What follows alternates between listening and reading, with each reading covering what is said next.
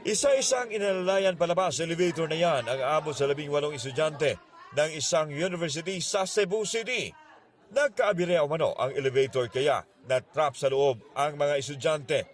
Base sa investigasyon ng Bureau of Fire Protection Rescue Force, galing sa 5th floor ang elevator at sakay ang 18 estudyante. Pagdating sa ground floor, hindi bumukas ang pintuan ng elevator. Overloading to siya, sir. Kuan ito kanang usado sa mga lapses sa kuan sa eskwelahan. Posibleng way nakabantay ato.